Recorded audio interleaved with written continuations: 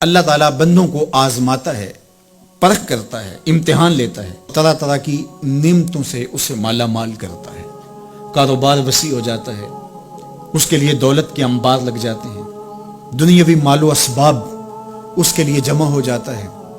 منصب ملتا ہے، عہدہ ملتا ہے، اقتدار ملتا ہے، شان و شوکت ملتی ہے، لوگوں کے دلوں میں اس کا گھر بنتا ہے، تو اس کے ذہن میں یہ بات آتی ہے کہ میرے رب نے مجھے جو عزت دی ہے میں اس کا استحقاق رکھتا تھا، اور میں اگر اس لائق نہ ہوتا تو مجھے کیوں نوازا جاتا، تو گویا میرا رب میرے اوپر راضی ہے۔ اور پھر جب محفل نعت میں مہمان خصوصی بھی بن گئے تو پھر تو ان کے نفس کو اور تسکین مل گئی۔ جب پیر صاحب نے بھی ان کو ہی اہمیت دی تو پھر انہیں لگا کہ واقعہ ہی ہمارا رب ہم پہ راضی ہی ہے، تبھی تو ہمیں مذہبی طبقوں کے اندر بھی اہمیت مل رہی ہے، حالانکہ وہ جانتے ہیں کہ ہم نے یہ دولت کیسے حاصل کی ہے، وہ جانتے ہیں کہ ہمیں سجدے کی توفیق نصیب نہیں ہے، وہ جانتے ہیں کہ آج اس محفل میں مہمان خصوصی سے تو کل ہم شراب خانے میں تھے، انہیں پتا ہے، لیکن اس کی طرف توجہ نہیں جاتی، سوچتے نہیں ہیں، بلکہ وہ یہ سمجھتے ہیں کہ ہمیں یہ جو عزت مل رہی ہے یہ اللہ تعالیٰ کی طرف سے ہماری کسی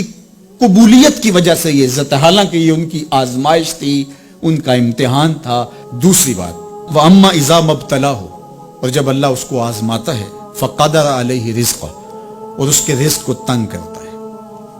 اس کو آزمائش کی بھٹی میں ڈالتا ہے، فَيَقُولُ رَبِّي أَهَانَنِ، تو پھر وہ چیخ اٹھتا ہے، میرے رب نے تو مجھے ذلیل کر کے رکھ دیا۔ بیماری آ جائے،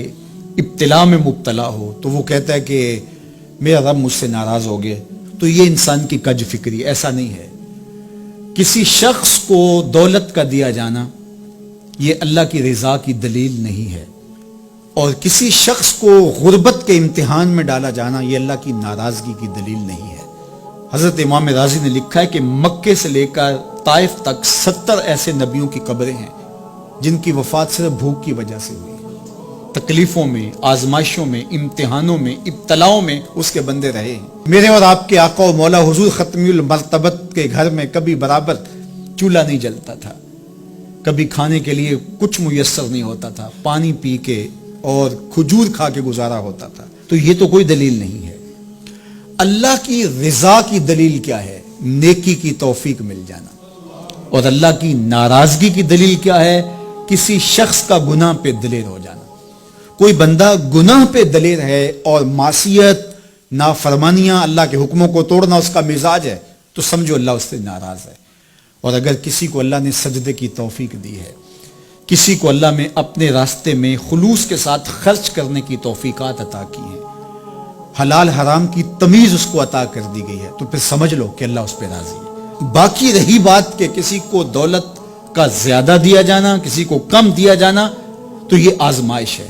اب جو اہل ایمان ہیں، اللہ کے بندے ہیں، وہ کیا کرتے ہیں؟ جب دولت زیادہ ملتی ہے، اقتدار ملتا ہے، منصب ملتا ہے، تو پھر اللہ کے شکر کے دائرے میں آ جاتے ہیں، اور جب مصیبت آتی ہے، تکلیف آتی ہے، اذیتوں میں مبتلا ہوتے ہیں، تو پھر وہ یہ نہیں کہتے کہ ہمارے رب نے ہمیں ذلیل کر دیا، بلکہ وہ اس پہ صبر کرتے ہیں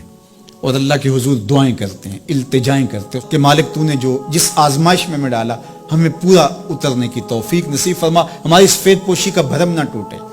اور ہمیں اس مشکل وقت سے بچانا کہ جب ہماری یہ غربت ہمیں کفر تک لے جائے،